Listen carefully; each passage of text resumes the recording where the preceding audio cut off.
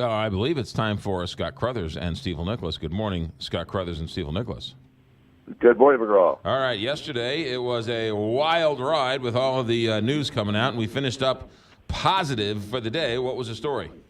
Right, you bet. Yesterday the Dow was up 81 points, closed at 23,516 in a volatile day of trading.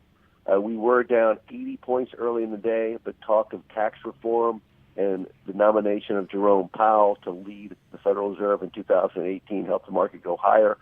First-time job list benefits fell by 5,000, showing continued strength in the labor market. All right, good news there. Let's get to some news around the world. What's the Bank of England doing? Right. The Bank of England raised their interest rates for the first time in a decade. They raised to 0.5%, up from 0.25% as their base lending rate. This is another great sign that the global economy is growing and could continue to grow at a steady rate for a while. It's also interesting to note that before the financial crisis, the base rate at the BOE was 5%, and it went almost straight down to 0.25% and stayed there for a decade. Interesting. All right. What are we hearing from Apple? Good news out of Apple. They showed why they're the most valuable company in the world last night. Revenue rose 12% to $52.58 billion, and they made a profit of $10.71 billion. They shipped 46.7 million iPhones this quarter, and iPhones account for about two-thirds of their revenue. Apple expects to record revenue in the $84 to $87 billion range for the current quarter, and their cash on hand is almost $269 billion. Hold on a second. How much cash are they going to have for the quarter? Well, the revenue this quarter is going to be between $84 to $87 billion.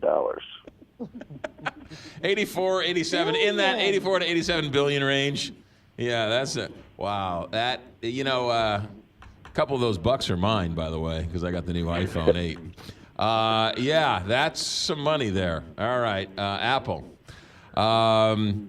And I'm sure their stock will go down today because they didn't hit margins or whatever. All right. They didn't make enough money. Yeah. What are we hearing from Venezuela, the other side of the coin? Yeah, this is interesting. Venezuela is looking to restructure their debt. They plan to pay $1.1 billion for bonds they have outstanding, but this is a day late.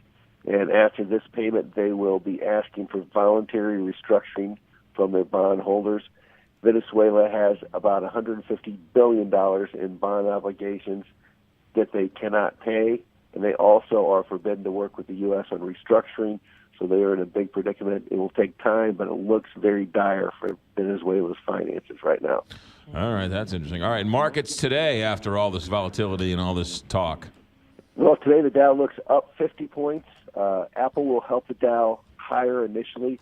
We get the big employment report at 7:30 this morning. Last month we had a surprise loss of 33,000 jobs, but this time we expect a gain of 315,000 and the unemployment rate to stay at 4.2%. 4.2. All right, we got those numbers, and those unemployment numbers will come out in about 45 minutes from the Labor Department, so we'll have that for you here. Scott Crothers with Stifel Nicholas. Have yourself a good weekend. Thanks, as always. We'll talk to you Monday.